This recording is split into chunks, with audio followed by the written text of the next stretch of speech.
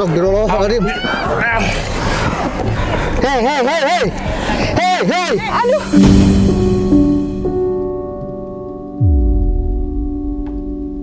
Sakit banget. Aduh. Pak langsung tali dia Pak, sok Pak langsung Pak. Aduh, Tuhan sakit banget. Aduh.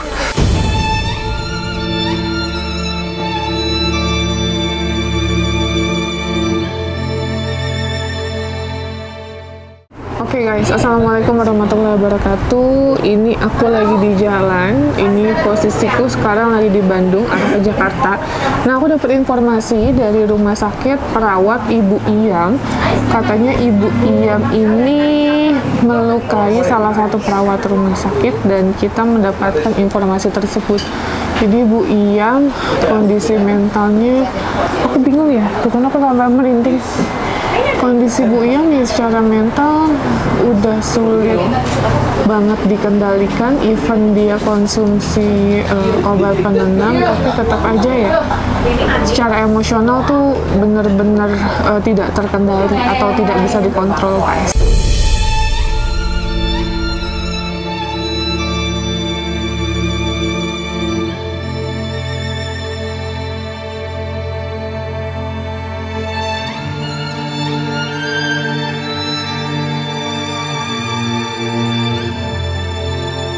Nah, ini aku mau telepon keluarganya perihal Ibu Iyam. Ini penanganannya akan seperti apa, guys?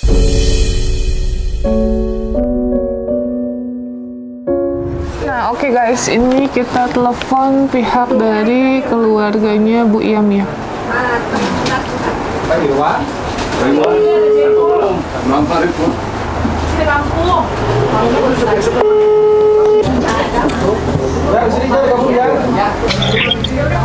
Halo, assalamualaikum Kak. Iya, waalaikumsalam.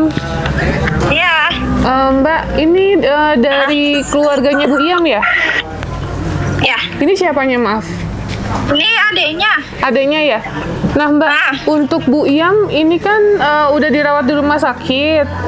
Nah, tapi kondisinya masih sama Mbak. Gitu. Ya. Ini keluarga gimana Mbak maunya? Katanya suruh ditaruh di panti aja. Iya, tapi keluarga sudah mengikhlaskan nggak? Maksudnya tuh kalau di panti, kalau udah baik bisa balik lagi kan? Oh, jadi mau tetap dikembalikan ke keluarga? Enggak, maksudnya kalau udah di panti emang bisa balik lagi Kak? Udah negara yang ngurus Bu. Oh, coba panggil nenek. Ntar ya, mau nanya ke ibu dulu.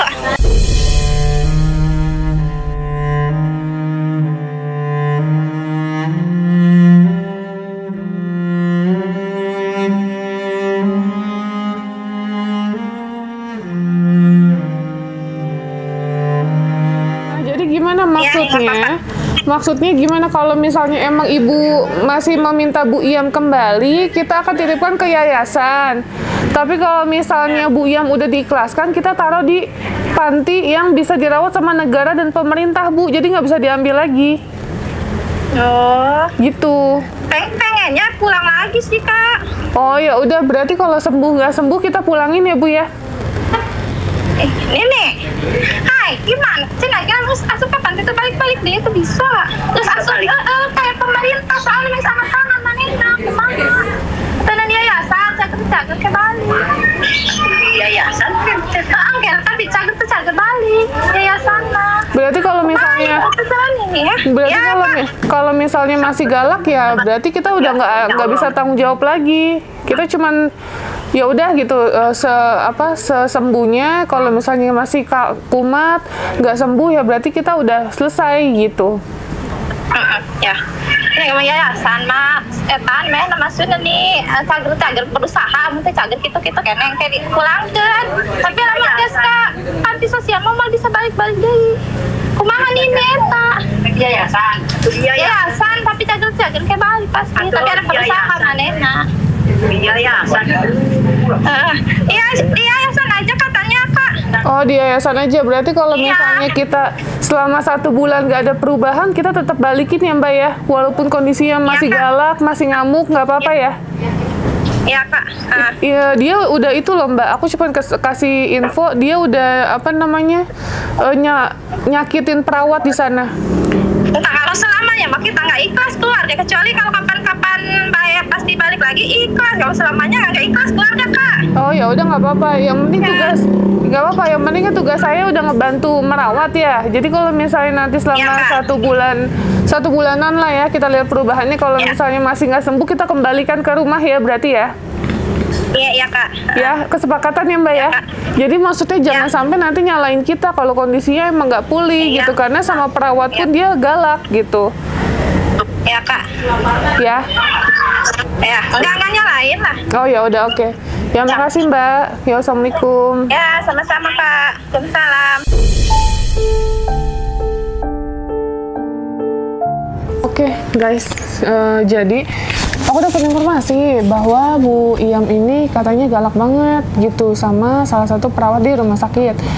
Bahkan dia menyerang. Nah, pertanyaanku tadi aku bilang ngasih dua opsi, mau ditaruh di panti sosial ya yang dirawat oleh negara dan pemerintah, jadi nggak bisa dijenguk lagi, terus ya sudah dirawat sama pemerintah aja, jadi semua udah diikhlaskan lah gitu. Tapi kalau misalnya mau dikembalikan ya nanti setelah dari rumah sakit kita pantau beberapa lama, kita kembalikan ke rumahnya. Kalau misalnya dari ini kan masih rumah sakit jiwa ya, rumah sakit jiwa yang kedua.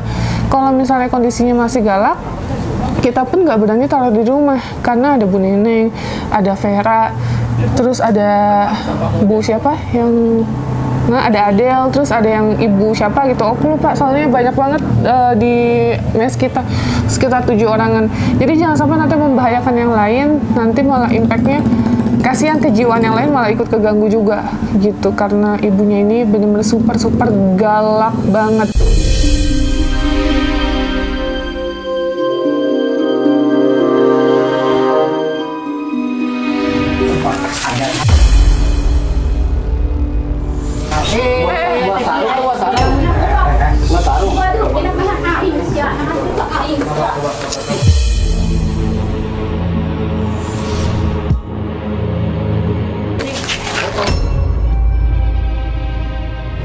Aku nggak tahu kenapa, tapi yang jelas penanganannya terlambat ya guys, kan ini udah tahunan juga, baru diobatin sekarang, jadinya ya mau diobatin sekarang pun kondisinya udah tahap di atas gitu.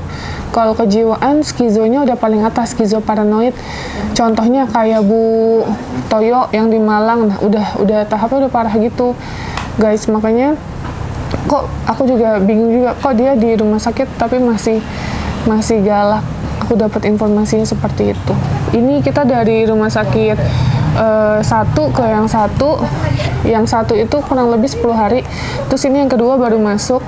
Jadi ya itu ya, sesuai dengan statement dari keluarga bahwa ya nggak apa-apa nanti setelah itu dikembalikan. Nah guys, kalian banyak banget yang DM aku nanya kondisi tanganku seperti apa. Kondisi tanganku tuh ada bekasnya karena kan lukanya tuh dalam, sampai pada saat jadi posisi gigitnya aku gini guys, gini loh tanganku.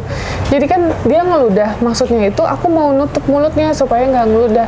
Nah pada saat aku mau nutup gitu dia langsung gigit tanganku, jadi gini posisinya. Terus ini juga sama, aku lagi megang gini, yang satu megang, yang satu gini, jadi mau nutup dagunya. Akhirnya digigit lah 3 jariku ini.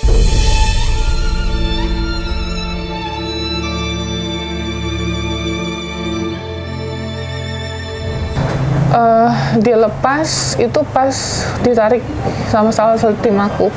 Nah itu pun aku sedikit cerita bahwa di mulutnya dia itu udah penuh cairan merah yang ada bekas di jariku.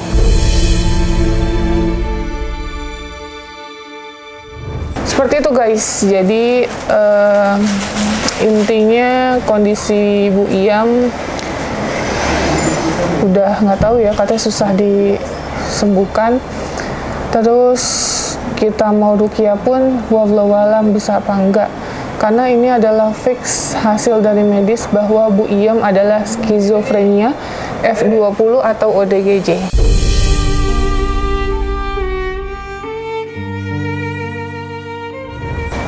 yang mungkin disebabkan oleh tekanan batin, tekanan hidup yang berlarut-larut. Aku pun nggak tahu karena aku baru kenal Bu Iyam tuh baru kemarin. Nah kemarin itu kenapa kita mendapatkan serangan seperti itu? Jujur kita kurang tim. Terus yang kedua emang tenaganya dia tuh besar banget guys. Even dipegangin sama 5 orang pun susah gitu.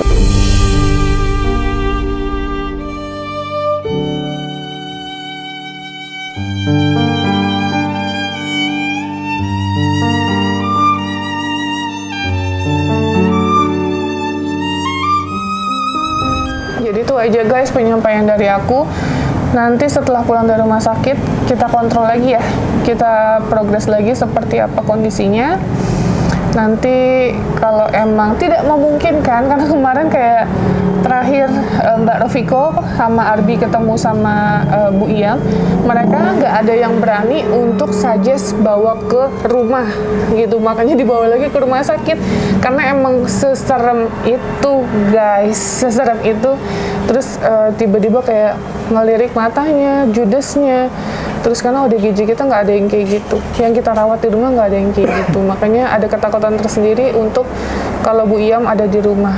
Soalnya kita juga ada Naila gitu ya guys, takutnya nyerang ntar malah kemana-mana, kabur dan lain-lain, akan membahayakan yang lain gitu ya.